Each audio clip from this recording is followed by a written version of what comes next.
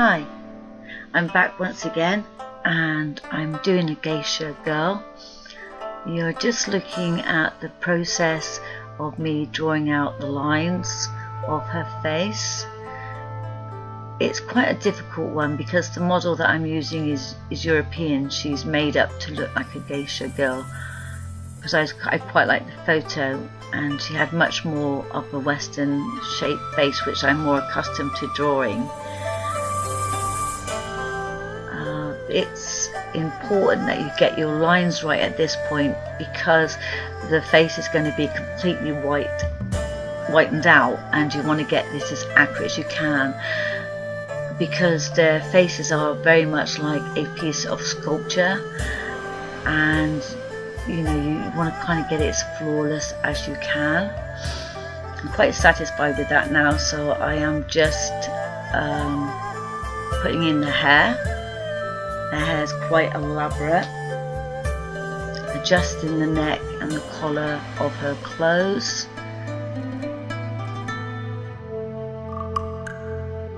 I'm just using cheap photocopy paper at the moment because my idea was to trace her onto the background. Now I found the background was from a frame that I got to put my giraffe in, which I'll put the link in below to my other YouTube channel, and she was originally going to be traced onto the background. You'll see why it didn't work out. Now I've got my tracing paper down, but unfortunately it wouldn't take, the background wouldn't take, it didn't matter what tool I used, it wouldn't take the background, just wouldn't take it. There wasn't enough key on it to take the trace, I think. I'm not 100% sure.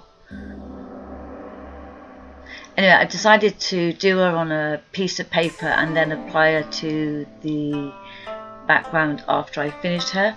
I'm putting a coat of white acrylic paint over the top of her, using the brush in a way that her face goes, remembering that the face is not flat, it's contoured. I'm also working wet on wet here, putting the grey onto the white so I can blend it rather than doing just one and then building up the colour. I'm trying to blend it in as much as I can, remembering again that it's a face, making the paintbrush move along the contours of the imaginary face, the brow, the cheeks. It's not a flat image. You want to create the illusion of 3D with your paintbrush and brush strokes.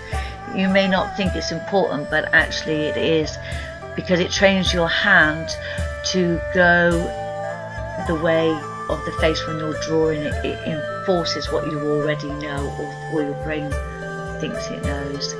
I'm just blackening the hair now so that I can see a bit more of the face. It helps me work on the face more, it gives me much more definition. Just neatening up the edges. It's all dry now, and I'm going back into the face to again apply more white, trying to make it as white as they have in their actual makeup ability. They're building up in their makeup, they build up a sculpture of their face, and this is what I'm doing. Again, another coat of white, using the brush as the contours of the face again. This is instilling in me how the face is so I can apply the makeup. Still more white, blocking out as much of the original paper colour as I can. Now I'm applying the very, very light pink that is right underneath the heavier makeup. Always remember, start off light, go dark afterwards. You can always go darker, you can never go lighter, it's almost impossible. Look at your image, if it's something like a geisha, to think of where the lighter areas are. Look at it as layers. I'm applying the layers, applying a bit more pink to her cheeks, again following the line. Another darker red now. on her face. Again, thinking of the contours of the face again, the eyelids round and underneath is round. A darker red again.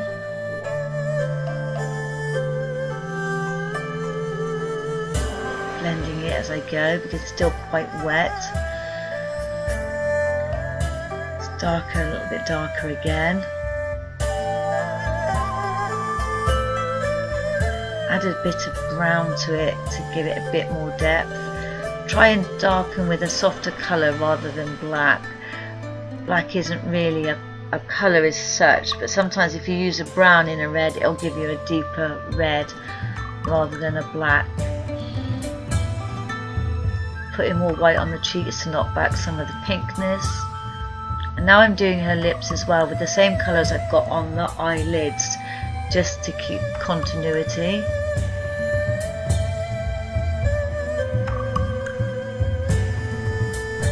Adding it a bit darker now, adding a bit more darker to the lids, a bit more brown to the lids, and now I'm using black just where her eyelashes would be, and a little bit of the same colour, brown and red, to her lips to make them darker.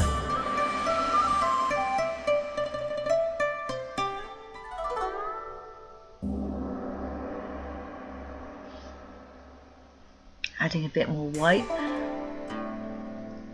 Again, building up the sculpture of the face. Doing the eyebrows now. It's important to get the eyes and the eyebrows right in the drawing stage because, again, like I say, their faces are works of art. Again, neatening it up with some white underneath.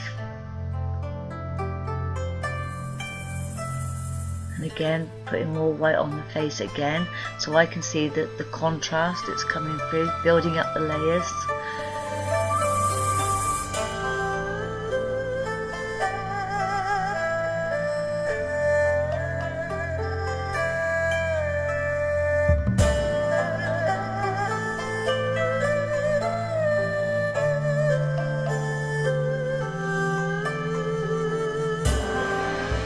I think I must have gone to get a cup of tea or was turning around talking. I'm using a mechanical pencil here because it gives you a really fine line that you can rub out if you make a mistake. They are one of the most valuable tools in your toolkit. You can get them in different gradients, and they're much better than using a graphite pencil because the end of a graphite pencil is quite a big ball on the end of it. When you look at it, even when you sharpen it, it starts to go wider and wider, which doesn't happen with a mechanical pencil. Here I'm doing a really dark brown for her eyes.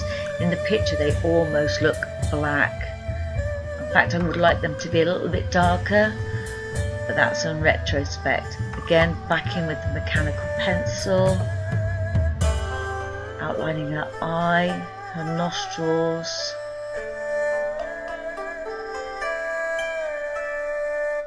And then when you look at black hair, especially Asian hair, when it shines, it has like a bluey sheen to it. I'm applying a dark blue, but it doesn't quite work with the black. You can't quite see it, which is a bit of a shame really. I think if I had a different medium like oils, it probably would. When it's wet, it shines up lovely, but it didn't when it dried. So I'm going back in with a soft grey over the blue. The blue will show through a little bit, making the grey more softer and less dense. Neatening up the edges. Again, she's dried. I'm going in with a fine liner now just to highlight her eyes, and the backing with the mechanical pencil to do her tear ducts and her eyebrows. Now I am concentrating here, so I've actually moved her. You can't really see her. The paper's rather large, and I didn't get the idea to cut the paper down until a little bit later on, but you can start to see it peering over the edge. I'm just adding white to the eyes, the tip of the nose at the moment that you can't see.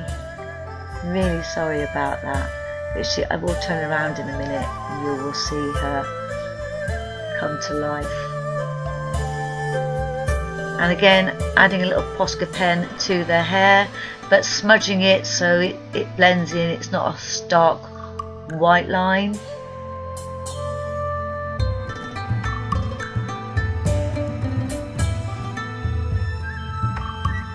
You can see her now. Hi, she's looking at you now. Now you can see a bit more of her. She was quite difficult because the model was actually looking over her shoulder, so it was a little bit difficult to get it spot on, and I am at my comfort zone doing faces. Now I'm using the tracing paper to trace out her kimono. Just tracing out the shapes. I found some wrapping paper that I really liked. I could have painted it, but it's not a commission, it's just a picture for me, mixed media. So I'm actually cutting out the pieces and sticking them on. And what I'm trying to do is to replicate the folds in her kimono. So I'm picking out different areas of the paper, not making it into a block, because with the folds it would distort the fabric, so you wouldn't see it as a block. I'm just trying to see if I can get them all to fit now.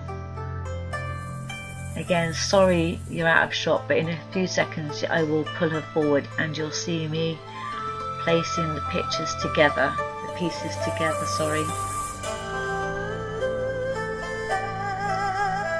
Sourcing the paper was a little bit difficult because they do have very luxurious fabrics, and I wanted it to have a black background, which made it a little bit difficult to source, but I eventually found some.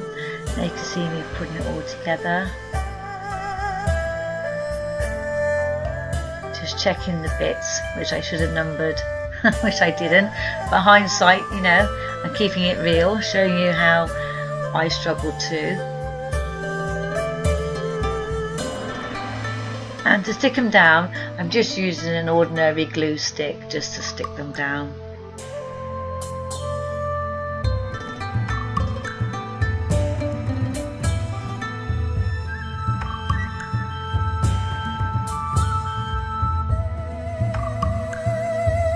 I sourced a lovely red paper, which is really soft. It looks quite luxurious. I'm quite pleased with the red for the actual extended collar and the pals. Again, just using a glue stick to stick it down.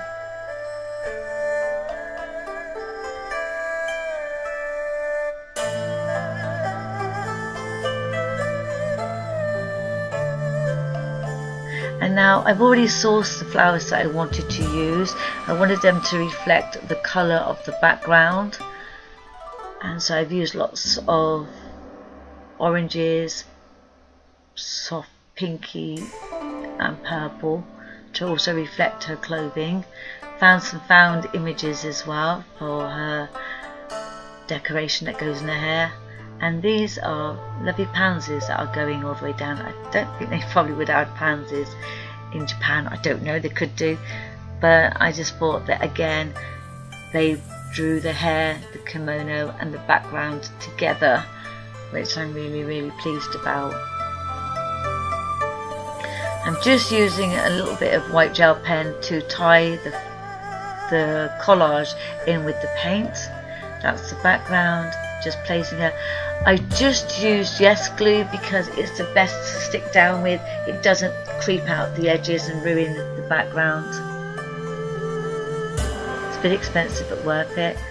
Sorry it's a bit quick.